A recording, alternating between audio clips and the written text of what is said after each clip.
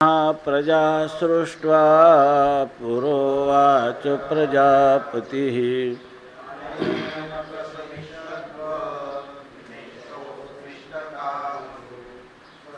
यज्ञा प्रजा सृष्ट्वा पुरोवाच प्रजापतिः अनेन प्रसविष्यध्वमेषोऽस्त्विष्टकामधु यज्ञा प्रजा सृष्ट्वा पुरोवाच प्रजापतिः अनेन प्रसविष्यध्वमेषोऽस्त्विष्टकामधु सह यज्ञः प्रजाः सृष्ट्वा पुरा उवाच प्रजापतिः अनेन प्रसविष्यध्वम् एषः वः तु इष्टकामधुक् एषः वः अस्तु इष्टकामधुक्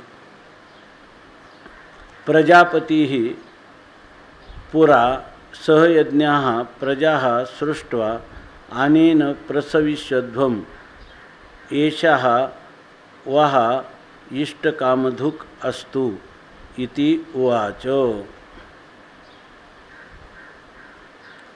प्रजापती अर्थात ब्रह्मदेव किंवा या जगताचा स्रष्टा उत्पत्ती करता असणारा ब्रह्मदेव पुरा म्हणजे पूर्वी म्हणजे सृष्टीच्या आरंभी सहयज्ञाः आपल्या यज्ञासह वर्तमान प्रजा सृष्ट्वा या प्रजेला उत्पन्न करून त्या प्रजेला तो ब्रह्मदेव म्हणाला की अनेन ह्याने म्हणजे अनेन यज्ञेन ह्या यज्ञाने प्रसविष्यध्वम तुम्ही आपली प्रसव किंवा वृद्धी उन्नती करा वाढ करून घ्या। येषः यज्ञः हा जो यज्ञ आहे तो वाहा नामयुष्माकम तुम्हाला इष्टकामधुक असतो। इष्टकाम म्हणजे तुमचे ज्या इच्छित वस्तू आहेत त्या वस्तूंचं दोहन करणारा म्हणजे तुम्हाला इष्ट भोग प्राप्त करून देणारा असतो हो इति उवाच असं म्हणाला। या श्लोकाचा अन्वयानुरूप सरळ अर्थ असा आहे की ब्रह्मदेव सृष्टीच्या प्रारंभी त्याने जसे लोक उत्पन्न केले तसेच प्रजा उत्पन्न केली आपलं तसेच यज्ञ उत्पन्न केले म्हणजे यज्ञासह या प्रजेला उत्पन्न करून तो ब्रह्मदेव म्हणतो अनेन प्रसविष्यध्वम तुम्ही ह्या यज्ञाच्या द्वारा आपला उत्कर्ष करून घ्या आपली प्रगती करून घ्या। आणि येषः यज्ञः आणि मी जो काही तुमच्या उत्पत्तीबरोबर तुम्हाला जो यज्ञ दिलेला आहे तर तो यज्ञ तुम्हाला वाहा म्हणजे तुम्हाला इष्टकामधुक असतो तुमच्या इच्छित कामना पूर्ण करणारा किंवा इच्छित कामाची परिपूर्णता करणारा असा हो म्हणजे ह्या यज्ञाचं जर तुम्ही अनुष्ठान केलं तर तुमच्या मनातील सर्व मनोकामना पूर्ण होतील असं सांगितलं। आता काल आपण या श्लोकाचा अर्थ पाहिला होता। यावर भगवान संत सम्राट माऊली सांगतात की तै नित्य याग सहिते सृजिलीभूते समजते परिनेनती चितिये यज्ञाते सूक्ष्म म्हणूनी।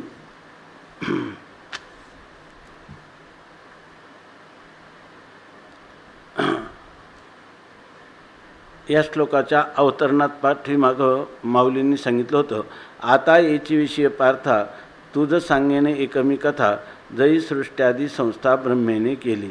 ज्या वेळेला अर्जुनाला भगवान परमात्मा म्हणतात की हा जो लोक आहे म्हणजे या मृत्यूलोकातील हे सर्व मानव प्राणी आहेत हे सगळे कर्माने बांधलेले आहेत म्हणजे कर्माने बद्ध झालेले आहेत। त्याचं कारण काय आहे कर्म हे काही बंधनकारक आहे असं नाही तेच कर्म युक्तीनं केलं असताना मुक्तीला प्राप्त करून देणार आहे कर्मबंधनातून सुटका करणार आहेत। परंतु लोक का बंधनात सापडले तर जो परतंत्रा भूतला परतंत्र म्हणजे माया आणि त्या मायेला जे परतंत्र झाले मायेच्या अधीन झाले किंवा त्रिगुणात्मिक माया आणि मायेचं कार्य यामुळं भुलले किंवा परतंत्राभूत झाला किंवा परतंत्रा भुलला म्हणजे मायेचं असणारं आपातता असणारं जे सौंदर्य किंवा मायेचं कार्य त्या कार्यामध्येच भुलून गेले। म्हणजे मायेचं कार्य जड मायेचं कार्य आपलं भोग्य आहे, हे आपल्याला आनंद देणारं आहे. वास्तविक जड पदार्थ स्वतःचं ज्ञान किंवा स्वतःपासून आनंद देण्याला असमर्थ आहे, परंतु त्या माईक गुणांमध्ये ते त्रिगुणांमध्ये भुलल्यामुळं त्यांना नित्ययज्ञाते चुकला म्हणून या. जो नित्ययज्ञ आहे, नित्ययज्ञ म्हणजे कोणता?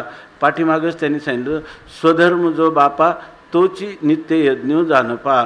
या ठिकाणी सगळेच्या सगळे नित्ययज्ञाला चुकले, म्हणजे आपल्या वर्णाश्रम धर्माप्रमाणे वेदाने सांगितलेलं जे कर्म आहे ते कर्म त्यांनी केलं नाही, म्हणून त्याला चुकले.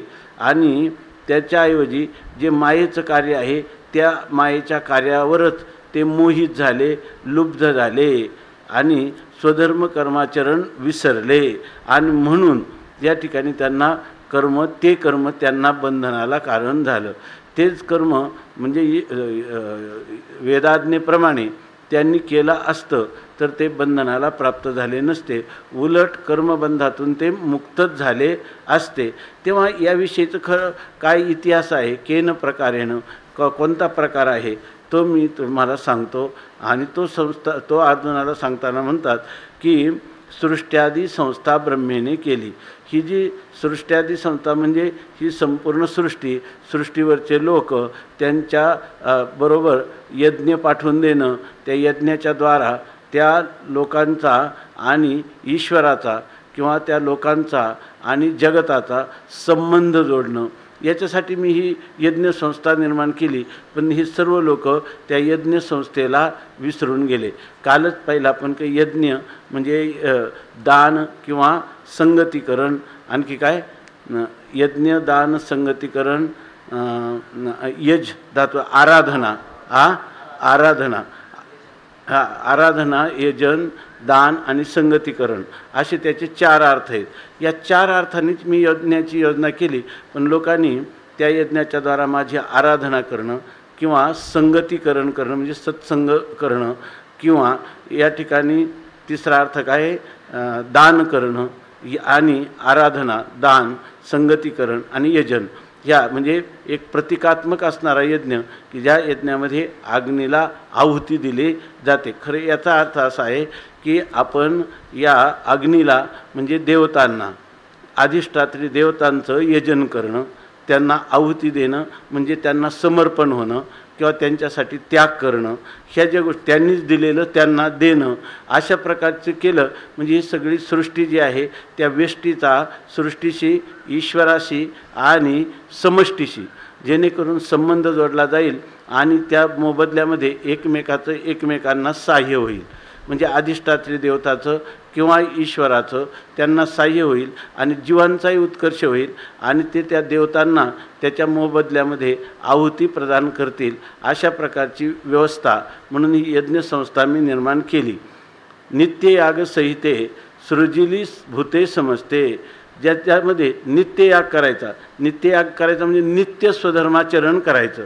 या ठिकाणी आपल्या स्वधर्माचं आचरण करायचं. ते कालच पाहिलं की स्वधर्म कर्माचं आचरण करताना कर्तृत्वाचा अभिमान टाकून द्यायचा, फलाची आसक्ती टाकून द्यायची, ते कर्म ईश्वराला समर्पण करायचं आणि ते आपलं परम कर्तव्य आहे असं जाणून शास्त्राने सांगितल्याप्रमाणे त्या कर्माचं आचरण करायचं. अशासाठी ह्या नित्ययागासहित मी संपूर्ण प्राणीमात्र किंवा म्हणजे प्राणीमात्र पण देवानेच निर्माण केले, पण हा यज्ञाचं विधान सगळ्या प्राण्यांसाठी नाही, ते मनुष्य प्राण्यासाठी आहे आणि ते सगळे मनुष्य प्राणी मी निर्माण केले. परिनेनती चितिये यज्ञाते सूक्ष्म म्हणवणी.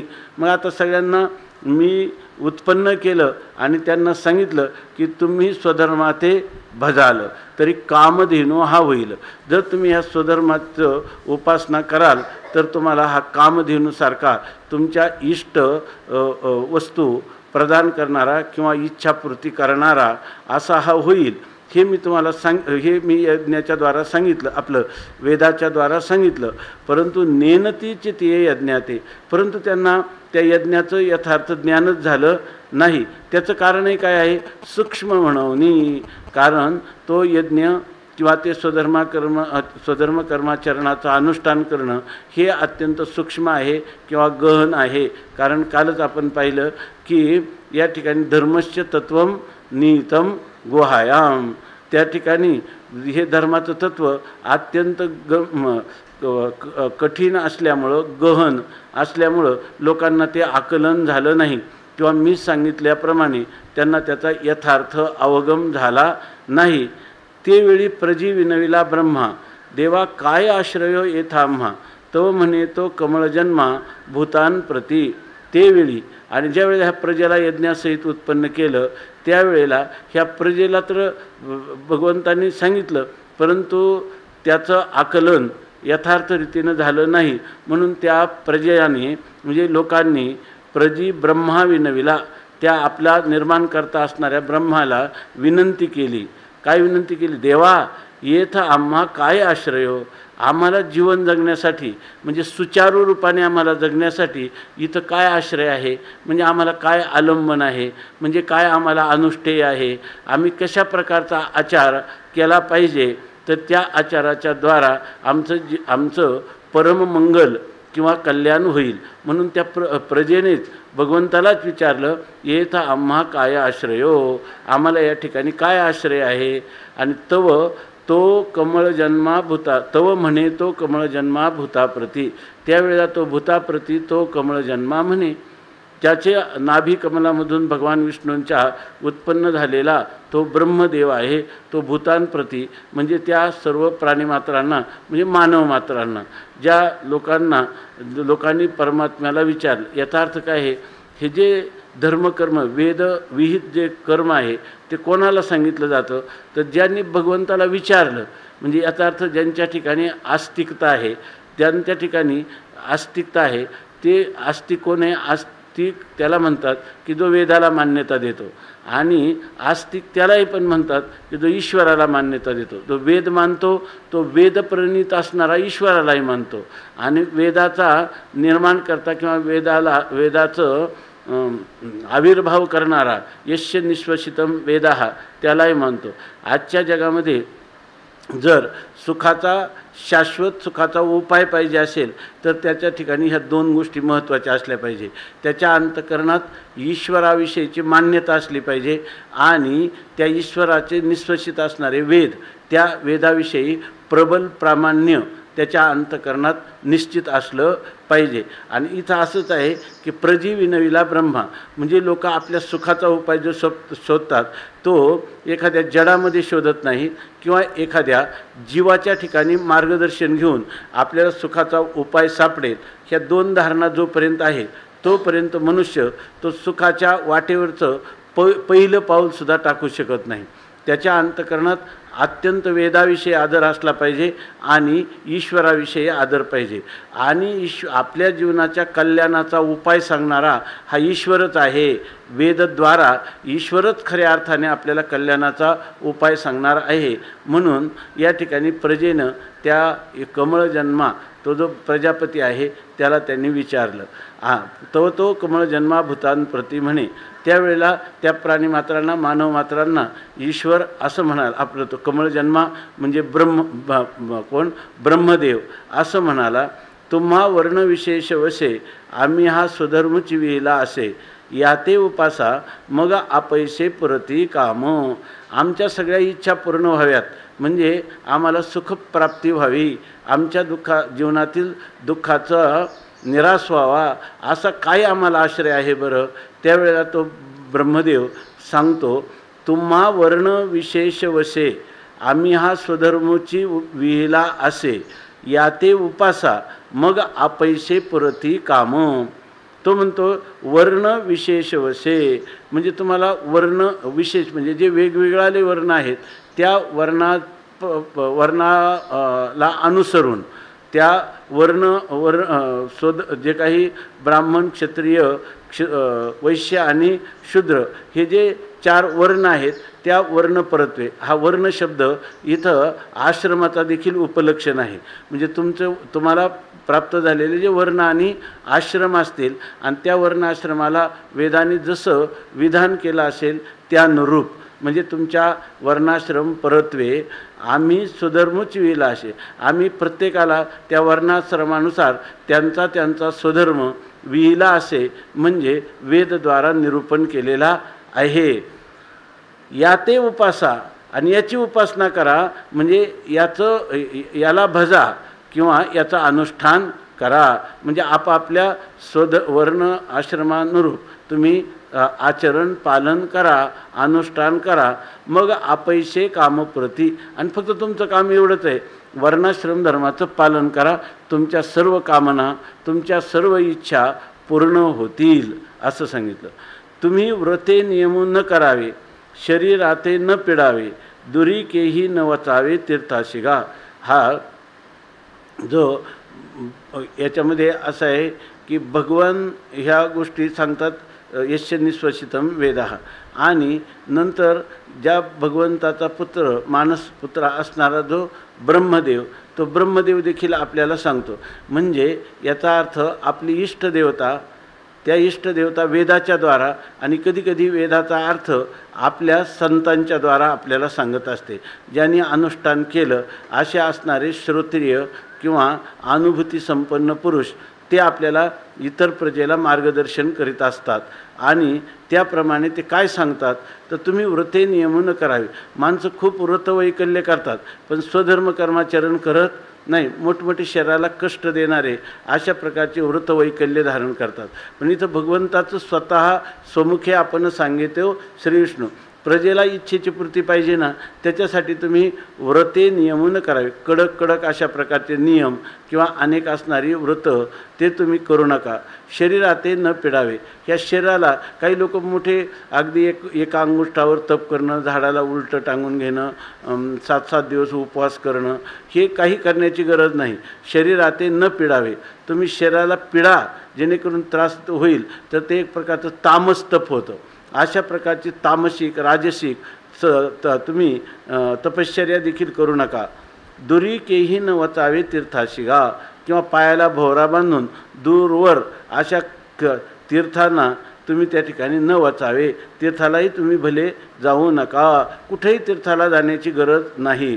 योगादिके साधने साकांक्ष आराधने मंत्रतंत्र विधाने जणी करा. आपल्याकडं हे जे पुंडलिक मुनी आहेत ते जेव्हा तीर्थाटन करत होते आई वडील यांना आपल्या पत्नी समेत घेऊन, तर त्यावेळेला त्या कोणते कुक्कुटस्वामी, त्या कुक्कुटस्वामींच्या आश्रमात ह्या गंगा यमुना ज्या तीर्थाटनाला ते हिंडत होते त्या तिथलीच असणारी तीर्थ प्रयागराजमधल्या गंगा यमुना सरस्वती त्या रात्री येऊन कुक्कुटस्वामींचं त्या कुक्कुटस्वामींच्या आश्रमाचे सेवा करत असत.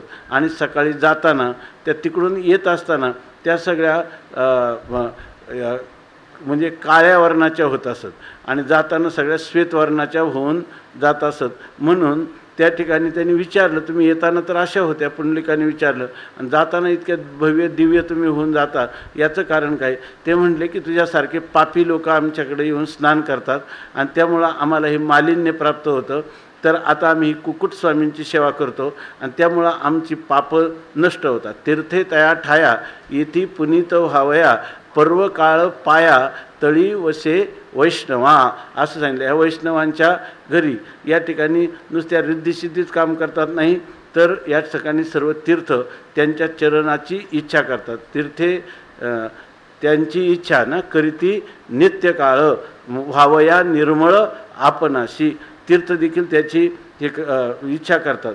आता या खरं आपल्या संस्कृतीचं जोपासना करायची असेल तर ही त्यांनी दिलेलं उत्तमा सहजावस्था, मध्यमा ध्यानधारणा, कनिष्ठा मूर्तीपूजाचं, तीर्थयात्रा धमाधमा यामध्ये सांगितलं. खरंच माणसाच्या जीवनाचं विचाराच्या अधिष्ठानावर जर त्याचा उत्कर्ष करायचा असेल, जीवन समाधानी जगायचं असेल तर त्याला हे वेदांत चिंतन आणि त्याद्वारा प्राप्त होणारी नित्यसिद्ध स्वयंप्रकाश आनंदरूपता उत्तमा सहजा अवस्था ते नसेल तर या ठिकाणी मध्यमा ध्यानधारणा, मध्यम गोष्ट आहे, त्यांनी परमात्म्याचं ध्यान करावं किंवा धारणा करावी.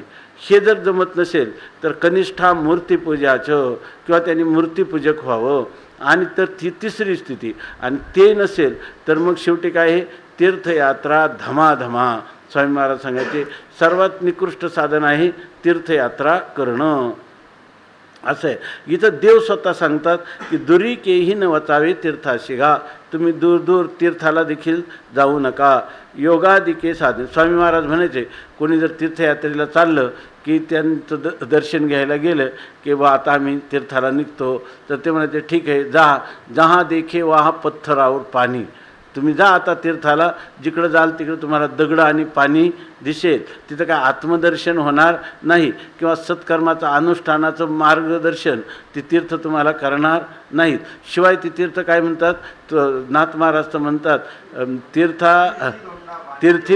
तुकाराम महाराज म्हणतात तीर्थी धोंडा पाणी आणि देव रोकडा सज्जनी. तीर्थात फिरण्यापेक्षा जर एखाद्या सज्जन साधूच्या सहवासात गेलं तर ते खरं तीर्थरूप आहे. किंवा ते नाथ महाराज तर म्हणतात किती तीर्थ करा तुमची पाप जातील, पण तीर्थाचेनी बापे न चुकती. म्हणजे त्या ठिकाणी नाथ महाराज म्हणतात तुमच्या अंतकरणात असणाऱ्या ज्या पाप वासना आहे, पाप नष्ट करतील तीर्थ, पण पापाची वासना घालवण्याचं सामर्थ्य हे संत संगतीमध्ये आहे, ते सामर्थ्य तीर्थाच्या ठिकाणी नाही. म्हणून म्हणतात दुरी केही न वाचावे तीर्थाशिगा. दूर दूर अशा तीर्थामध्येही तुम्ही भ्रमण करू नका. योगादिके साधने साकांक्ष आराधने मंत्रतंत्र विधाने धनी करा. आता आणखीन मग काय होतात, काही लोक जे योगादिक साधनं करायला लागतात, म्हणजे आपल्याला माहिती आहे अष्टांग योग, तर त्या अष्टांग योग किंवा हठयोग, लययोग याची साधनं करताना अत्यंत शारीरिक किंवा मानसिक त्या ठिकाणी कष्ट सोसतात. परंतु ही जी योगादिक साधना आहे ज्याच्यामध्ये यम, नियम, आसन, प्राणायाम, धारणा, ध्यान, समाधी, अशा प्रत्याहार, अशा प्रकारची अष्टांग योगाची साधने, योगादिक साधने ती तुम्ही करू नका, झणी करा. म्हणजे कदाचित तुम्हाला काय होईल, काही माणसाला स्वधर्म कर्माचरण करण्याला जे कष्ट होतात तसेच कष्ट योगादिकामध्ये असतात. परंतु हे कष्ट करण्यापेक्षा कोणाची रुची योगादिकाची साधनं, अष्टांग योगाच्या साधनाकडे होते. परंतु योगादिक साधनंसुद्धा तुम्ही झणी करा, कदाचित कराल पण करू नका हो. आता दुसरं साधन आहे साकांक्षा आराधने. काही लोक जे आहे ना काय करणार, आराधना करतात, परमात्म्याची पूजा किंवा भक्ती करतात, परंतु ती सगळी भक्ती काय आहे, अज्ञानाची भक्ती आणि इच्छिती संपत्ती. त्यांना काय वाटतं आपल्या मन मानेल, आपल्या मनाला वाटेल, इच्छा होईल त्या प्रकारचे भोग देण्यासाठी ईश्वराची आराधना करतात. म्हणजे थोडक्यात काय, सकाम उपासना करतात. म्हणून तुम्ही सकाम उपासना पण करू नका.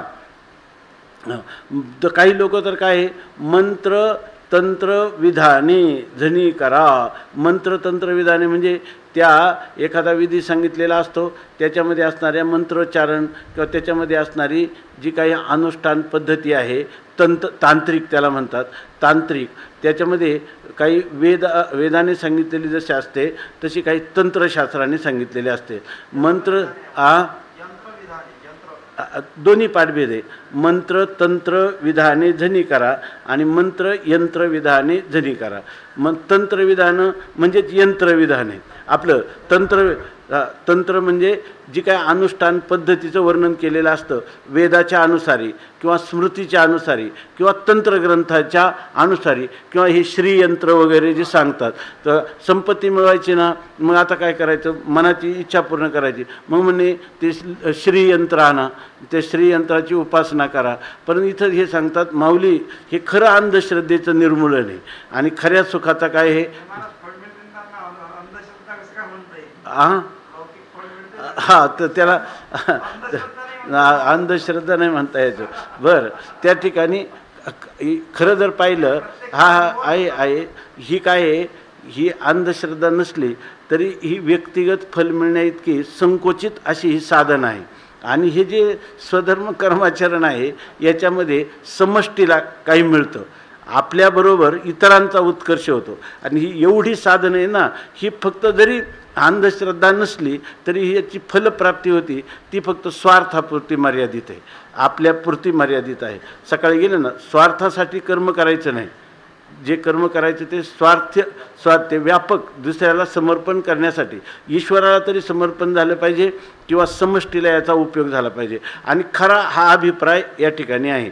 म्हणून या ठिकाणी हे जे एवढी साधनं करतात तर ती मंत्र तंत्र विधाने झणी करा. कदाचित तुम्ही कराल कोणाच्या नादी लागून, पण ही करू नका. मंत्रविधान केलं तर मंत्र तळे थोडा तरी धडची होय वेडा. याच्यामध्ये सुद्धा तंत्रविधान जरी व्यवस्थित केलं नाही तर त्याची फलश्रुती होत नाही, आणि केलं तरी ते कोणासाठी आहे? फक्त स्वसाठी आहे. ते स्वसाठी आहे, ईश्वराप्रित्यर्थ नाही. कारण त्याच्यामध्ये तुम्हाला इच्छा कशाची आहे? स्वतःच्या फलाची आहे. म्हणून हे जर म्हटलं तर खऱ्या अर्थाने ही काय आहे? ही श्रद्धाच आहे ना, श्रद्धेनेच करतो ना. पण ही श्रद्धा जी आहे ती व्यापक फल देत नाही, संकोचित फलाला प्रसवते. म्हणून म्हणतात मनोनी काय कुठं आलं? देवतांतरा न भजावे, हे सर्वथा काही न करावे. तुम्ही स्वधर्म यज्ञी यजावे अनायासे. आता म्हणतात देवतांतरा न भजावे. ज्या काही इतर देवता आहेत त्या अधिष्ठात्री देवतांना प्रसन्न करण्यासाठी काही जे यजन त्या देवतांची आराधना केली जाते तीही करू नका. याच्यामध्ये ज्ञानेश्वर महाराज जेव्हा असं सांगतात देवतांतरांना, किंवा तुकोबाराय जेव्हा सांगतात सेंदरी हिंदरी दैवते कोणती पुजी भूते खेते, आपुल्या पोटाजी रडते मागती सीते अवदान. असं जेव्हा म्हणतात, आपुल्या इच्छे अनिका पिढी काय ते देईल भराडी. हे या ठिकाणी त्या देवतांची निंदा करण्यात तात्पर्य नाही, तर त्या ठिकाणी जो सकळ देवाधिदेव बळिया माझा पंढरी नाव, किंवा एको देवा सर्व भूतेषु गुढा. अनेक देवदेवतांची उपासना करण्यापेक्षा जो एक सर्वांचा देवाधिदेव असणारं, ज्याचं वेदाने ईश्वर संकल्पनेत वर्णन केलेलं आहे, त्या ईश्वराची शरणागती करा. म्हणून एकच देव आहे, तोच सर्व प्राणीमात्रांमध्ये सर्व देवतांमध्ये विश्वामध्ये तोच सगळीकडं भरपूर आहे, म्हणजे सगळीकडं व्यापक आहे. त्या व्यापक असणाऱ्या एकमेव देवाची तुम्ही सेवा करा. हे सांगण्यासाठी म्हणतात की देवतांतरा न भजावे, हे सर्वथा काही न करावे. हे सर्वथा म्हणजे वर सांगितलेली एवढी साधनं आहेत की कोणत्याही प्रकाराने या साधनांचं अनुष्ठान करू नये. मग करावं काय? तुम्ही स्वधर्म यज्ञी यजावे अनायासे. तुम्ही हा स्वधर्म हाच कोण यज्ञ आहे, आणि त्या यज्ञाच्या द्वारा तुम्ही यजावे, यजन करा, आराधन करा. म्हणजे याचा अर्थ स्वधर्मानुष्ठान करा. म्हणजेच तुमच्या वर्णाश्रम धर्मानुरूप तुम्ही सर्व अनुष्ठान करा. आणि हे जे समर्पण करायचं ते केवळ त्या परिच्छिन्न असणाऱ्या, अल्पशक्तिमान असणाऱ्या आणि सर्वज्ञ नसलेल्या अशा त्या देवतांची सेवा करण्यापेक्षा सर्वज्ञ आणि सर्वशक्तिमान असणारा जो ईश्वर, की ज्याच्यामध्ये त्याला काय म्हणतात, हस्तिपदे सर्व पदम निमग्नम, हत्तीच्या पायात सगळे पाय आले, किंवा शते पंचाशत असा जो न्याय आहे, त्याप्रमाणे त्या देवताची उपासना केली म्हणजे तुमची सर्व देवतांची उपासना घडल्यासारखी आहे. तेव्हा तुम्ही संकोचनी कार्य झालाशी लहान, घेई आपोषण ब्रह्मांडाचे. ही समष्टीला उपयोगी होतील, सर्वात्मक ईश्वराला समर्पण होतील. अशा प्रकाराने या कर्मांचा अनुष्ठान, स्वधर्म कर्माचा अनुष्ठान तुम्ही करा. या ठिकाणी तुम्ही म्हणा इथं यज्ञयागाची ह्या म्हणजे याच्यामध्ये इतर ह्या स्वधर्म यज्ञाच्या पुढं सगळ्याचीच निंदा केलेली आहे. तीर्थयात्रा त्याची पण निंदा केली, देवतांतरा न भजावे याची पण निंदा केली, मंत्रतंत्रविधाने जनी करा. याचा अर्थ एवढाच आहे की त्यांची निंदा करण्यात तात्पर्य नाही. सर्वात्मक ईश्वराची पूजा तीही तुम्ही कशाने करा? यत प्रवृत्तिर्भूतानां येन सर्वमिदं ततं स्वकर्मणा तमभ्यर्च सिद्धिं विंदती मानवाः. या न्यायाने त्या ठिकाणी त्यांना सांगतात देवतांतरा न भजावे, हे सर्वथा काही न करावे. तुम्ही स्वधर्म यज्ञी यजावे अनायासे. आपला जो स्वधर्म आहे त्या स्वधर्म हाच कोणी यज्ञ, आणि त्या यज्ञाच्या द्वारा अनायासे. खरं काय आहे तर अनायासे स्वधर्म यज्ञ करायला काही कष्ट होत नाहीत का? पण ते अनायासे असं म्हटलं याचं कारण असं आहे की आपण जे कष्ट करतो, आपण जे समष्टीसाठी करतो, आपल्याला असं वाटतं की समष्टीसाठी केलं आणि आपण कोणत्याच फलाची इच्छा केलेली नाही, बरोबर ना. कर्तव्यबुद्धीनं केलं, ते ईश्वराला अर्पण केलं आणि सगळे कष्ट उलट माणसाला वाटतं. सामान्य माणसाला निष्काम करण्याची प्रवृत्ती का होत नाही, तर त्याचं कारण ते कर्म तर करायचं, तंतोतंत करायचं, ते ईश्वराला समर्पण करायचं आणि आपल्यापासून कोणतंच फल घ्यायचं नाही. मग उगीच कष्टच हे त्याचं फल आहे. हे काय आहे, त्यांनी दिलं शंकराने, मृतप्रसवा प्रसवत श्रमफलैक केवलम. जसं एखादी गर्भवती स्त्री आहे आणि ती या ठिकाणी प्रसूतीचे कष्ट सहन करते आणि ज्या गर्भाला जन्म दिला तो जन्म कसा आहे, तो गर्भ मृत आहे. त्याप्रमाणे हे कर्म करायचं, स्वतःला कर्मफलाची इच्छा करायची नाही, देवाला ते फल द्यायचं, पण कर्तृत्वाचा अभिमानही ठेवायचा नाही, कर्म करायचं. ते अनायास आहे का नुसते कष्ट आहेत असं सामान्य माणसाला वाटतं. इथं त्या ठिकाणी वास्तविक आहे, आपण जेव्हा दुसऱ्यासाठी जरी किती कर्मसमर्पण केलं, ईश्वराला कर्मसमर्पण केलं तरीसुद्धा ते कर्माच्या कर्त्याला त्याचं फल मिळतं, ईश्वराला फल मिळत नाही. त्याला अनेक पटीनं काय होतं, त्याला मिळतं. ईश्वराला तुम्ही समर्पण केलं, ते जे कर्म समर्पण केलं ते एकदाच गेलं, परंतु त्याचं स्थायी स्वरूपातलं चित्तशुद्धीरूपी फळ हे मात्र तुम्हाला कायम आलं. कारण काय, कोणत्याही कर्माचा नियम आहे का, जो ज्या कर्माचा कर्ता असतो तो त्या कर्मफलाचा भोगता होतो. मग हे कर्म जरी ईश्वरार्पण केलं किंवा समष्टीसाठी केलं तरी त्याचं फळ काय होतं तुम्हाला. त्यासाठी उदाहरण दिलं त्यांनी, एखादा कुष्ठरोगी आणि त्या कुष्ठरोग्याला तुम्ही तो सारखा कणतो, विवळतो, त्याच्या जखमीत पू झालेला आहे, त्याच्यामध्ये माश्या घोंगावतात आणि एखाद्याला दया आली आणि त्यांनी त्याचं सर्व जखम स्वच्छ केली, त्याच्यापासून त्याला फळ दिलं, तुम्हाला काय वाटतं, त्याला मी बरं केलं. मनुष्य खरा जो निष्काम कर्माचा करता आहे त्याला कधीच आपण केलेल्या कर्मामुळं, दुसऱ्याला आपण समर्पण केल्यामुळं त्याचं काही आपण कल्याण केलं ही भावना किंवा त्याला आपण सुख दिलं ही भावना उदितच होत नाही. कारण त्याचं जे फल मिळालं ते किती वेळ मिळालं, त्याला थोडा वेळ त्याला बरं वाटलं, पुन्हा दुसऱ्या दिवशी तो पू त्याच्या ह्याच्यात आहेत, वेदना आहेत, जखम आहेच आहे, पण तुम्हाला मात्र जे फल मिळालं ते शाश्वत स्वरूपाचं चित्तशुद्धीरूप किंवा स्थायी स्वरूपाचं समाधान हे त्याचं फल असतं. त्यामुळं दुसऱ्यासाठी जेव्हा मनुष्य करतो तेव्हा त्याला त्याच्यापेक्षा अनंत पटीनं त्याला आनंद किंवा समाधान त्याला प्राप्त होत असतं. म्हणून म्हणतात की हे मंत्रतंत्र विधाने जनी करा आणि तुम्ही स्वधर्म यज्ञी यजावे अनायासे.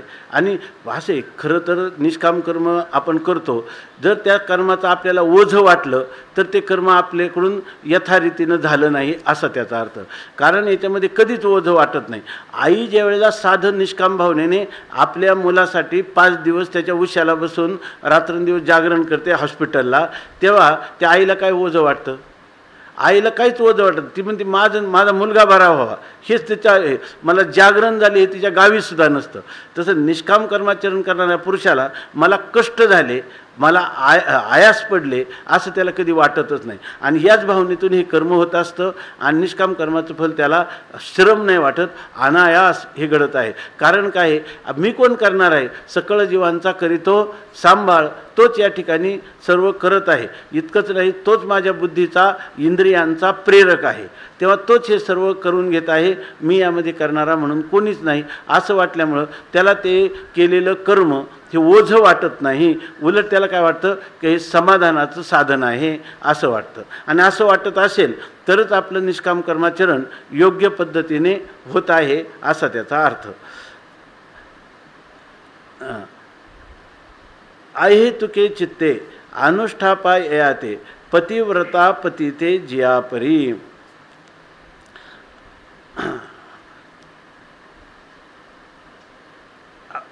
काल परवा आपण थोडं चिंतन केलं, आपण जी क्रिया करतो ना त्या क्रियेचं फल आपल्याला काहीच मिळू नये, त्या क्रियेचं फल कोणाला मिळावं, सर्व इतरांना मिळावं, सर्वांना समाधान शांती मिळावी. किंबहुना आपल्याला जे दिलेली इंद्रिय धन, आपल्या इंद्रियांमध्ये मनामध्ये बुद्धीमध्ये दिलेलं जे शरीरामध्ये बल आहे, या बलाची उपयुक्तता ही दुसऱ्यांच्या कल्याणासाठीच करण्यासाठी हे बल आपल्याला मिळालेलं आहे, ते स्वसाठी मिळालेलं नाही तर मुळी. त्यामुळं ह्याच्यामध्ये कोणीही संग्रह, ज्याला आपण म्हणतो परिग्रह, हे न वाढवता आपल्याकडं आलेले सगळे जे गुण आहेत, आपल्याकडे आलेली जे शक्ती आहेत विधायक कार्यासाठी, समष्टीच्या कल्याणासाठी त्या योजाव्यात, असंच वेदाचं मनोगत आहे. आणि त्याच्यातूनच ह्या निष्काम कर्माचा अत्यंत पुरस्कार वेदाने केलेला आहे. इथं तर ज्ञानेश्वर महाराज किंवा भगवान स्वतः मुखतः या ठिकाणी ह्या निष्काम कर्माचं किती वर्णन करतात. एवढ्या साधनांची त्यांनी निंदा केलेली आहे आणि निष्काम कर्माचं आचरणाचं विशेष करून त्याच्यावर भर दिलेला आहे. म्हणून सांगतात की अहेतुके चित्ते अनुष्ठापा येते पतिव्रता पतिते जियापरी. आता हे जे आपण निष्काम कर्मयोगाचं अनुष्ठान करतो ते कसं केलं पाहिजे, तर चित्तामध्ये अहेतुके चित्ते, यामध्ये आपल्याला अहेतुक म्हणजे निष्काम, म्हणजे हे मी जे कर्म करतो या कर्माचं फल मला कधीही प्राप्त होऊ नये, मला त्या कर्मापासून होणाऱ्या फलाच्या प्राप्तीची इच्छाच त्याच्या अंतकरणात नाही, असं ते अहेतुके चित्ते म्हणजे निष्काम चित्ताने यया ते अनुष्ठापा.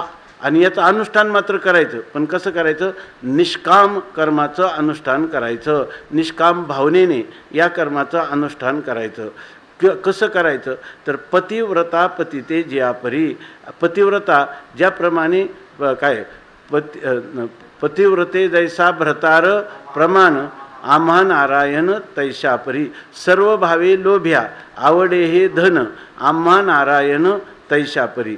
तुकाराम महाराज म्हणतात त्याप्रमाणे पतिव्रता. बरं, हे जे कर्म आहे ना, हे आपण समर्पण करत असताना याचं जे फल आहे ते फल आपल्याला लोकांना काय पाहिजे, स्वधर्म. आज सकाळीच एक चांगले कीर्तनकार आहे, तर ते आले, ते म्हणे हा जो विषय चालू आहे त्यांचं हे चिंतन चालू आहे, तर त्यांनी सांगितलं की आताच्या काळात वर्णश्रम धर्म लोपला आहे, कमी झाला किंवा म्हणजे लोपला म्हणजे लुप्तप्राय झाला. तर तो ह्या वेळेला यांचा अर्थ बदलवला पाहिजे म्हटले.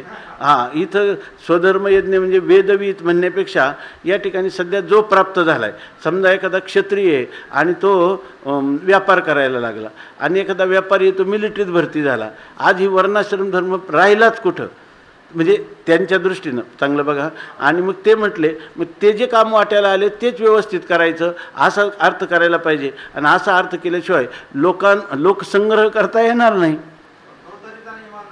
हा ते झाला, पण तो जो ज्ञानेश्वर महाराजांना अभिप्रेत आहे तो सनातन वैदिक परंपरेप्रमाणे त्याने वर्णाश्रम धर्माचंच पालन करणारा पुरुष हा त्याचा अधिकारी म्हणून या ठिकाणी समोर आहे. का त्या ठिकाणी असा जो वर्णाहून पतित झालेला आहे तर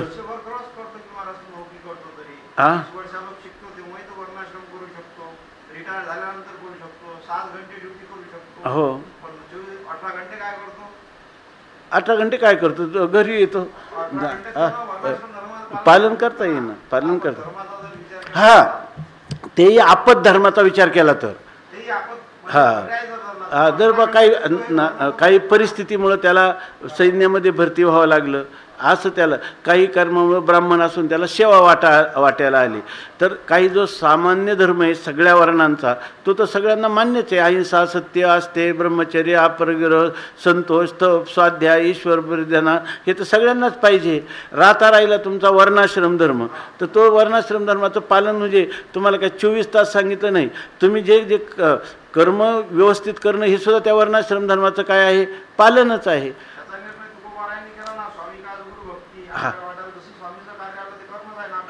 हा आहे ना, आणि ते सुद्धा स्वधर्माचरण आहे.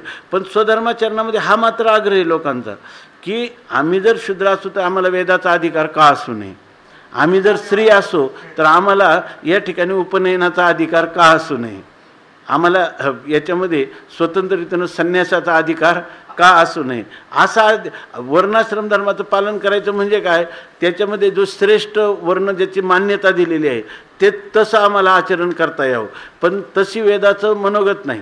आता स्त्री आहे, त्या स्त्रीला तुम्ही जर म्हणते म्हणे की मला वेद शिका, मला उपनयन पाहिजे, उपनयन करण्याची गरज नाही, संन्यास घेण्याची गरज नाही, अग्निहोत्र करण्याची गरज नाही, किंवा एखाद्या ब्रह्मचार्य पुरुषासाठी जो धर्म सांगितला त्याने जर गुरुसेवा आणि अग्निहोत्र केलं तर त्याला जे पुण्य निर्माण होतं, ती स्त्री म्हणते मग मला ते पुण्य निर्माण होणार नाही, त्यामुळे मला अग्निहोत्राचा अधिकार असला पाहिजे.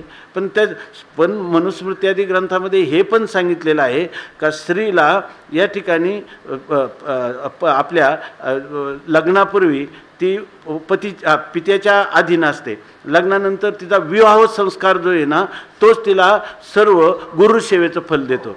तिथून पुढे पतीची जी सेवा होते, ती जी स्वयंपाक करते तिचं दररोज अग्निहोत्र होतं, तिला अग्निहोत्राचं जे पुण्य आहे ते पुण्य त्याच्या ठिकाणी लागतं. विवाहामध्ये उपनयन संस्कार होतो आणि पतीसेवेमध्ये तिला गुरुसेवेचं पुण्य निर्माण करतं. तसं जर पाहिलं, अखंडानंद स्वामी म्हणतात की ह्या वेदाने स्त्री आणि पुरुषामध्ये स्त्रीचा पक्षपात केलेला आहे, स्त्रीचा पक्ष जास्त घेतलेला आहे. अग्निहोत्र करणं म्हणजे काय साधारण गोष्ट आहे का? आणि तेवढं पुण्य तिला फक्त स्वयंपाकात भाकरी केल्यावर होतं आहे की नाही. हे खरं वेदाचं कल्याणकारी असं सर्वांना, सर्व मानव जातीला सांगितलं. त्यामुळं काय झाली, समाजरचना जी आहे ती सुचारू रूपाने राहिली. सर्वजण एकमेका सहाय्य करू, अवघे धरू सुपंथ या न्यायाने ही वैदिक प्रक्रियेला मनुष्य कशा रीतीनं इथं थोडंसं कमी आहे असं जर त्याच्या मनात यत्किंचित जरी शंका आली तर तो त्या वैदिक धर्मापासून प्राप्त होणारं जे निरामय सुख आहे त्या निरामय सुखाला तेवढ्या अंशात तो वंचित होत चालला. जितका वेदातल्या विधानापासून दूर जाईल तेवढा तो सुखापासून दूर आणि दुःखाच्या जवळ जाईल. असं याच्यामध्ये खूपच मोठं मनोविज्ञान आहे, याच्यामध्ये खूपच क्रांतदर्शी अशी त्या ऋषीमुनींची किंवा अपौरुष वेदाची दृष्टी आहे. म्हणून त्याला कुठं आव्हान नाही देऊ शकत कोणी. वेदाचं कर्मकांडाला आव्हान नाही, उपासनाकांडाला नाही आणि ज्ञानकांडाला देखील आव्हान नाही. इतकं त्याचं तंतोतंत येते.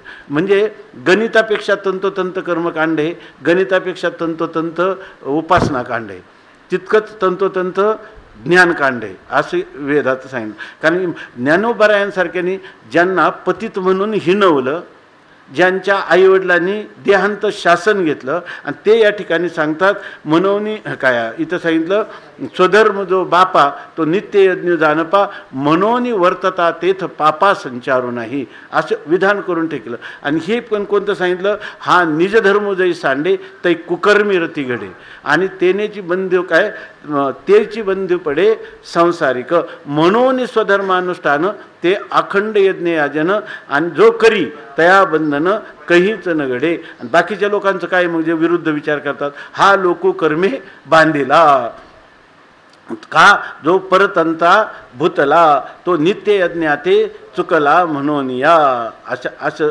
ज्ञानोबाराय सांगतात आहे की नाही.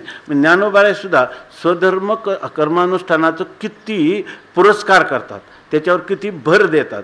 किंबहुना दुसरं नाहीतर वास्तविक इथं हे बंड व्हायला पाहिजे. ते आता जातीवर्ण व्यवस्था जाऊ द्या. त्यांनी दुपारी आणखीन एक विचारलं, मग तुम्ही जरी मानायचीच झाली व्यवस्था तर मग तुम्ही कर्मानी का नाही मानत, जन्मानी कशाला मानता? हा वादविवाद शेकडो हजारो कालापासून आहे. पण त्याचं मधुसूदन सरस्वतीने चिंतन केलं, चातुर्वर्ण्य मया सृष्टा गुणकर्म विभागशा, याचा अर्थ गुणकर्मानुसार त्या ठिकाणी ही वर्णव्यवस्था करायची किंवा जाती व्यवस्था करायची असा अर्थ नसून ती जन्मानीच आहे. मानायला कुठं लागतं, जन्मानीच. त्याच शरीरात त्याच जातीमध्ये जन्म का झाला हा पुन्हा प्रश्नच आहे ना. त्याचं कर्म आहे म्हणूनच झालेलं आहे. पण झालं आता त्याला कशाप्रमाणे करावं लागेल कर्म, त्या जातीप्रमाणे करावं, त्या वर्णाप्रमाणे त्याला करणीय आहे.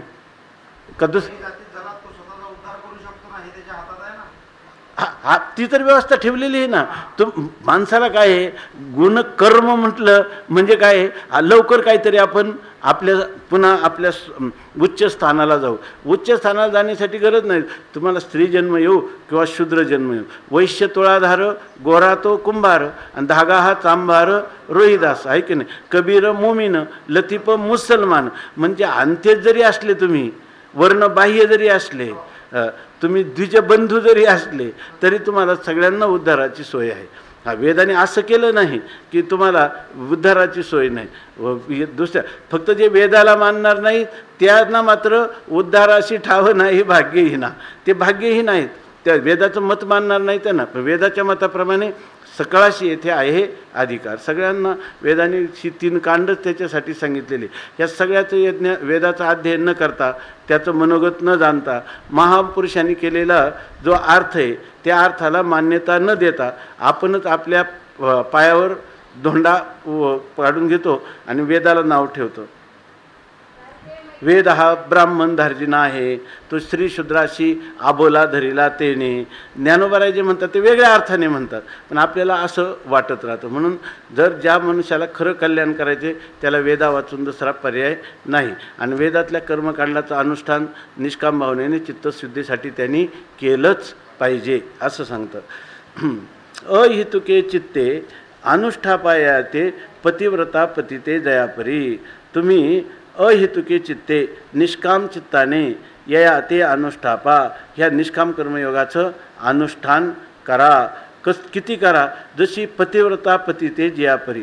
पतिव्रता जशी पतीशी अनन्य असते त्याप्रमाणे वेदविधानाशी अनन्य राहून वेदाने सांगितलेल्या कर्माचं, निष्काम कर्माचं अनुष्ठान करा.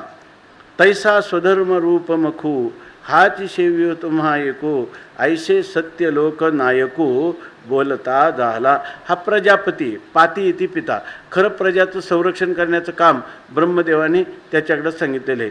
तुझ्या प्रजेला उत्पन्न केलं, ह्या प्रजेचा योगक्षेम चांगला व्हावा याच्यासाठी तू त्यांना मार्गदर्शन कर. आणि ते मार्गदर्शन या ठिकाणी ते सांगतात तैसा, त्याप्रमाणे स्वधर्म रूप मखू.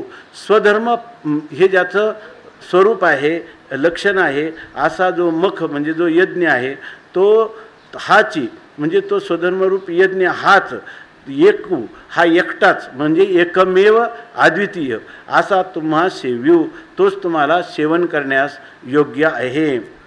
असं कोण बोलतं? सत्यलोक नायकू बोलता झाला. जो सत्यलोकाचा स्वामी असा जो प्रजापती ब्रह्मा तो या ठिकाणी हे बोलता झालेला आहे. तो म्हणतो देखा स्वधर्माते भजाल तरी कामधेनू हा होईल, मग प्रजा हो न संडील तुम ते कदा. ते सांगतात की ब्रह्मदेव म्हणतो ह्या सगळ्या प्रजेंना उद्देशून, सगळ्या मानवमात्रांना उद्देशून की स्वधर्माते भजाल. जर तुम्ही ह्या स्वधर्माचं म्हणजे वेदविहित कर्माचं जर तुम्ही अनुष्ठान कराल, हेच त्या स्वधर्माचं काय आहे, भजन आहे किंवा सेवा आहे. या ठिकाणी सुद्धा हे सांगितलं. रामकृष्ण परमहंस म्हणतात की हे जे यज्ञ आहे ना, तर हा यज्ञ करायचा म्हणजे काय, समष्टीवर परोपकार केलं पाहिजे. समष्टी म्हणजे समष्टीसाठी करायचं ना. आपल्याजवळ असलेलं धन हे आपलं आहे असं नाही मानायचं, हे कोणाचं आहे, सर्वांचं आहे असं मानल्याशिवाय त्याला ते पुढं लिहिलं ना, तुम्ही आज्ञापक व्हाल, म्हणजे तुम्ही जे आज्ञा द्याल ते तुम्हाला प्राप्त होईल. म्हणे तुम्ही ते मागतील महारुद्धी वाचासिद्धी पावाल, तुम्हाला वाचासिद्धी प्राप्त होईल. ह्या स्वधर्म यज्ञाचं अनुष्ठान केलं तर तुम्हाला पुढं जाऊन आज्ञापक व्हाल. तुम्ही आज्ञा केली का फार सगळ्या राजा देखील तुमची आज्ञा मानील असं सामर्थ्य स्वधर्म कर्मानुष्ठानामध्ये आहे. म्हणे तुम ते मागतील महारुद्धी. या ठिकाणी सर्व प्रकारचं ऐश्वर्य, वृद्धी, संपत्ती तुम्हाला प्राप्त होतील. आणि इतकंच नाही तर सर्व प्रकारच्या सिद्धीची देखील तुमच्या पायाजवळ लोटांगण घालतील. अशा प्रकारची ह्या स्वधर्माचरणाने पालनाने योग्यता येते. त्यांनी सांगितलं एकत्र कुटुंब होतं 75 माणसांचं. अखंडानंद स्वामींनी सांगितलं. आणि त्याच्यामध्ये इथं आज्ञापक व्हालं याच्यावरून सहज सांगतो की ते म्हटले की त्या 75 माणसं, त्या आजोबांनी जो शब्द उच्चारला त्याला लगेच सर्वजण मान्यता द्यायचे, 75 सदस्य. तेव्हा त्यांना विचारलं की हे तुम्ही सगळे लोक त्या नातवंडाला विचारलं, सगळेच्या सगळे लोक यांचं कसं काय ऐकतात, जे आजोबा म्हणतील ते सर्व का ऐकतात? तर त्यांनी सांगितलं की यांचा नियम आहे, 75 माणसं जेव्हा घरातली जेवण होतील तेव्हा शेवटी एक प्रसाद म्हणून भगवंताचा ते भोजन करतात, तसं करत नाही. मग आता इतका जर त्याग दुसऱ्यासाठी असेल तर त्याची आज्ञा होणार नाही का? आज्ञापक व्हाल. तर तशा प्रकारे म्हणजे स्वधर्म कर्माचरणामध्ये ह्या अशा प्रकारचं सामर्थ्य आहे की त्याच्यामुळं ते जर स्वधर्म कर्माचरण यथेष्ट रीतीनं प्राप्त आपलं अनुष्ठान झालं तर त्यासाठी काय होतं तर ते सांगतात, देखा स्वधर्माते भजालं. जर एकतर काय सांगतात, स्वधर्मरूप मखो, हा स्वधर्मरूप यज्ञ आहे, हाची सेवी तुम्हा एको, हा तुम्हाला सेवन करण्याला योग्य आहे. ऐसे सत्यलोक नायको बोलता झाला. असं या सत्यलोकाचा नायक ब्रह्मदेव तो बोलता झाला, म्हणजे त्यांनी बोलणं केलं. ते काय म्हणतं, देखा पहा, लोकांना सांगितलं स्वधर्माते भजालं. जर तुम्ही स्वधर्माचा इथं भज, तर रामकृष्ण परमहंस काय म्हणतात की या ठिकाणी ते म्हणे हे जे आपण कर्म करतो ते कर्म जेव्हा परोपकार झालं पाहिजे, म्हणून आपण केलेलं एक तर ईश्वरासाठी करायचं किंवा समष्टीमध्ये सगळ्या घटकांना त्याच्यापासून काहीतरी उपकार करायचा असं म्हणतात. म्हणजे उपकार भावाने ते केलं तर ते निष्काम कर्म अनुष्ठान होईल. ते म्हणतात उपकार भावाने नाही करायचं, ते सेवाभावाने करावे. म्हणजे जे काय देवभावे जीवसेवा असं रामकृष्ण मिशनचा एक ते हे त्याला काय लोबो काय म्हणतात ना, म्हणजे त्यांचं ब्रीद वाक्य येते की बोधवाक्य. त्या बोधवाक्यामध्ये ते म्हणतात का देवभावे काय शिवभावे जीवसेवा, भगवान परमात्म्याची सेवा होत आहे म्हणून जीवांची सेवा करायची, अशा प्रकारचं त्यांचं बोधवाक्य आहे. तेव्हा रामकृष्ण परमहंस म्हणतात की तुम्ही त्या ठिकाणी त्याचं भजन आपलं परोपकार म्हणू नका, त्याला सेवा म्हणा, त्याला सेवा म्हणा. कारण ते काय म्हणतात, इथं अनायास शब्द आहे ना, त्याला कष्ट वाटत नाही. तर त्यामध्ये त्यांनी सांगितलं, आता आपण आपले केस विंचरतो, त्याला तेल लावतो, याच्यामध्ये आपल्याला कष्ट तरी वाटतात का? आनंद होतो. आपण आपल्या केसाला सजवीत आहोत, त्याला स्नेहन करीत आहोत, असा आनंद होतो की नाही? आपल्याला चांगलं दिसेल. तसं जसं जसं आपण परोपकार म्हणजे दुसऱ्यासाठी करतो तसं तसं आपला आत्मा आपला अंतःकरण शुद्ध होत आहे. त्या शुद्ध अंतःकरणाचा त्याला आनंद कशाचा होतो? निमित्त आहे त्या माणसाची सेवा, परंतु ते मिळणारं जे समाधान आहे ते स्थायी स्वरूपाचं समाधान आपल्यालाच मिळत आहे अशा प्रकारचं त्याला वाटतं. मग असं करताना जो देवभावे जीवसेवा करील त्याला परोपकार घडल्याचा आनंद होईल का सेवा घडल्याचा आनंद होईल? सेवा घडल्या का त्याला अनायास होईल, त्याला कोणत्याही प्रकारचं कष्ट त्याच्या ठिकाणी वाटणार नाही. देवान देखा स्वधर्माते भजाल तरी कामधेनु हा होईल, मग प्रजा हो न संडील तुमते कदा. जर स्वधर्माचं तुम्ही भजन केलं, अनुष्ठान केलं तर त्याच्यातही आपण एक जे नारद भक्ती सूत्रामध्ये 4 अर्थ केले. भज धातू त्या भक्ती शब्दाचे व्युत्पत्ती दिल्या. भंज अमर्दने असा एक अर्थ दिला, विभागो भक्तीही असा एक अर्थ दिला, नंतर भजनम रसनम असा अर्थ दिला. निष्काम कर्मयोग करताना लोकांना काय वाटतं, काय हे वृक्ष कर्म करायचं, याच्यामध्ये वृक्षता नाही. भजनम नाम रसनम. जर आपण रस घेत हे निष्काम कर्माचरण केलं, आता आपले हजारे अन्न नाहीत, ते रस घेत ते काम करतात, त्यामुळे त्यांना त्याचं काय वाटत नाही. त्यांना मी परवा म्हटलं की अण्णा आता याच्या पुढं फक्त उपवास करायचा नाही म्हणे. ते म्हणे उपवास हे तर मोठं शस्त्र आहे म्हणे, ह्याच्याशिवाय होत नाही. त्यांना म्हटलं त्रास होतो. आता त्रास होतो म्हणजे पार त्यांची किडनी निकामी व्हायला आली, पण ते काय म्हटले, त्रास नाही होत याच्यापासून मला काहीच. याचं कारण काय, त्यांनी जे व्रत घेतलं त्याच्यात ते भजन करतात. भजनम नाम रसनम, रस घेऊन ती सेवा जी आहे ती होते. देखा स्वधर्माते भजालं तरी कामधेनु हा होईल. स्वधर्माला जर तुम्ही त्याच्यामध्ये स्वधर्माचरण रसपूर्वक तुम्ही कराल तर हा स्वधर्म तो काय होईल, तुम्हाला कामधेनूसारखा होईल. कामधेनू काय करते, जी जी आपण इच्छा करू त्याच्या इच्छेची पूर्तता करते. त्याप्रमाणे हा धर्म कामधेनूसारखा आहे. म्हणजे हे बघा वेदाने किती आश्वासित केलं आहे. बरं ही गोष्ट काही अशी नाही का आता त्याचं अनुष्ठान केलं आणि त्याचं फल मिळालं नाही तर कोणीच प्रवृत्त होणार. सगळ्या जीवांना याच्याप्रमाणे अनुष्ठानाचा काय होतो, लाभ होतो. आणि तो लाभ करायला फार वेळ नाही लागत, कारण स्वधर्मानुष्ठानापासून उत्कट पुण्य निर्माण होतं. आणि उत्कट पुण्याचं समाधानी फळ याची देही याचे डोळा. पाहायला मिळतं. जरी शास्त्राने वर्णन केलेली असली फळं मरणोत्तर, ती सकाम कर्मानुष्ठानाची नाही, हे कोणतं आहे? निष्काम कर्मानुष्ठानाचं फल आहे. आणि ते याची देही याची डोळा. त्या माणसाला कर्माच्या बंधनात जोखडात चाललं असं नाही वाटत. कर्मबंधनातून कर्मानेच मी काय सुटत चाललो. ईश्वर अर्पणाला एकदा केलं पाप पुण्याचं भय राहिलं का त्याला? त्याच्या बरं हे कर्म पूर्ण व्हावं की नाही व्हावं याच्याविषयी पण त्याच्या अंतकरणात चिंता राहत नाही. बरं ह्याला करायचं म्हणलं तर मी कोण करता, म्हणजे केल्याचं जे अभिमान आहे तो अभिमानही निर्माण होत नाही. मग जिथं अभिमान नाही, कर्मफलाची इच्छा नाही, तिथं त्याला अनायास तृप्ती आहे. ती जवळजवळ काय आहे? कर्मबंधनातून ज्ञानाने होणाऱ्या मुक्तीच्या जवळजवळ अनुभूती, बरोबर की नाही? जवळजवळ त्याला नैष्कर्म्य दशेची जी अनुभूती आहे त्या अनुभूतीचं बरंचसं प्रतिबिंब त्याला कुठे मिळतं? आनंदाचं प्रतिबिंब ह्या निष्काम कर्माचरणात मिळतं. वास्तविक निष्काम कर्माचरण हा प्रारंभ आहे आणि नैष्कर्म्य दशा ही परिसमाप्ती आहे. पण प्रारंभातच त्याला एवढं मोठं फल मिळतं.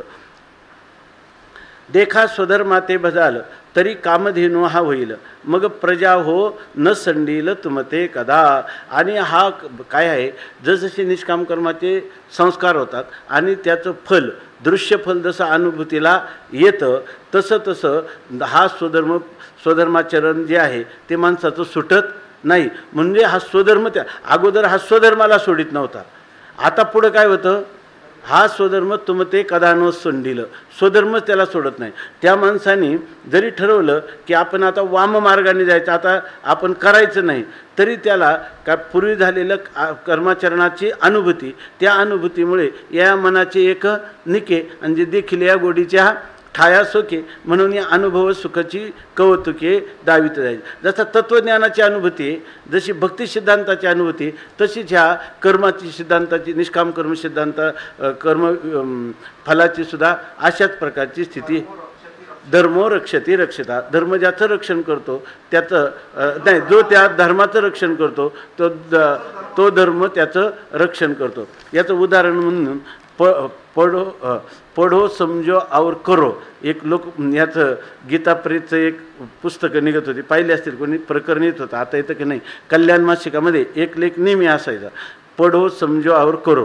तुम्ही वाचा, समजून घ्या आणि स्वतः करा, असं एक असं. आणि ते प्रत्येक कोणत्या तरी महापुरुषांचे अनुभव दिलेले असायचे. तर त्याच्यापैकी धर्मो रक्षते रक्षिता किंवा स्वधर्मकर्म आपलं कसं रक्षण करतो याविषयी घडलेली अनुभूती दिली होती. एक साधू फिरत असताना एका घरामध्ये गेला. एका गृहस्थी पुरुषांनी त्याला सत्कारपूर्वक घरी नेलं. घरी नेल्यावर त्याची सर्व व्यवस्था केली आणि ते म्हटले आम्ही काय सेवा करू. त्यांनी सांगितलं माझी सेवा अशी करू नका, तुमच्यात कुठंतरी खोली मला तुमच्यात इमारतीमध्ये कुठेतरी एक खोली द्या की जिथं मला निवांत चिंतन करता येईल आणि मला 2 वेळेचं भोजन द्या तुम्ही. मला दुसरं काही नाही, माझं मला चिंतन करायला थोडं पाहिजे. ह्या भ्रमंतीमध्ये एवढं चिंतन होत नाही, अनेक प्रकारचे प्रतिबंध येतात. मग त्या लोकांनी, त्या गृहस्थांनी त्यांना दिलं. त्यांनी सांगितलं हे घर तुमचंच आहे असं समजा आणि हे कायम तुम्हाला जे काही लागेल त्याची पूर्तता करू. ते सर्व त्यांचं चालू राहिलं. एक दिवस काय झालं, त्या गृहस्थाच्या कोणत्यातरी नातेवाईकाचा विवाह होता. म्हणून त्यांनी सांगितलं गुरुजी आम्ही आज लग्नाला सगळे कुटुंबीय जातो, 2 दिवस आम्ही येणार नाही, या सगळ्या चाव्या तुमच्याजवळ घ्या. त्यांनी असं सांगितलं आणि आम्ही जातो. मग ते गेले. याला रात्रीचा असा विचार आला, मी तर एखाद्या फकीरासारखा असणारा साधू, माझं नाव यांना माहीत नाही, गाव माहीत नाही, एवढा चाव्यांचा जोडगा दिलेला आहे तरी काय पाहू. इतके मोठमोठे जड जवाहीर त्या कपाटांनी होते. त्यांनी सगळं पाहिल्यावर तर म्हणलं याच्यातलं जर आपण काही घेऊन गेलो, भारतवर्ष काय छोटं नाही, कुठे जाऊन एका कोपऱ्यात बसलं तर आपल्याला आयुष्याला पुरेत आणि आपला कोण तपास करणार आहे. मग आता आपण ते करायचं असं त्यांनी निश्चय केला. आणि रात्रीचं सर्व लोक झोपेत असताना 2 वाजता ते महात्मा उठला आणि जिना उतरायला लागला. तर तो जिना उतरत असताना त्याचा पाय घसरला. तो वरच्या पायरीवरून थेट खालच्या पायरीवरच आला आणि त्याचा पाय मोडला. मग तो मोठमोठ्याने विवळायला लागला. आता दरवाजे आतले लावलेले, उघडायचं कसं. मग त्या लोकांनी खिडकी तोडली, आतमध्ये आले. मग ते दरवाजा उघडला, त्याला हॉस्पिटलला नेलं. तो बराही झाला. नंतर त्या बरा झाल्यानंतर एक दिवस तो मालक आला, म्हणजे मालक 2 दिवसांनीच आला. बरा झाल्यानंतर त्यांनी एक दिवस त्या मालकाला सांगितलं की हा जो पाय का मोडला माझा, तर ही अशा दुर्बुद्धी निर्माण झाली आणि त्यावेळेला हा पाय मोडला. पण त्यांनी सांगितलं मी आयुष्यभर जे सत्याचं पालन केलं होतं किंवा ज्याला अस्तेय, मी आयुष्यामध्ये माझ्या आईनं मला सांगितलं होतं की कधीही कोणाची चोरी करायची नाही. चोरी करण्याचा नियम म्हणजे न विचारता वस्तू घेणं ही सुद्धा चोरी आहे, असा संस्कार झाला आणि तो माझ्या आयुष्यभर मी जतन केला.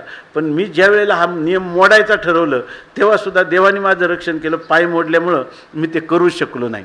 याला म्हणतात धर्मो रक्षती रक्षिताहा. तीच गोष्ट इथं सांगतात, देखा स्वधर्माते भजाल तरी कामधेनू हा होईल. जर तुम्ही स्वधर्माचरण करणार तर हा कामधेनू होईल. आणि प्रजा हो, हे प्रजाजन हो, तुम ते कदा न संडेल.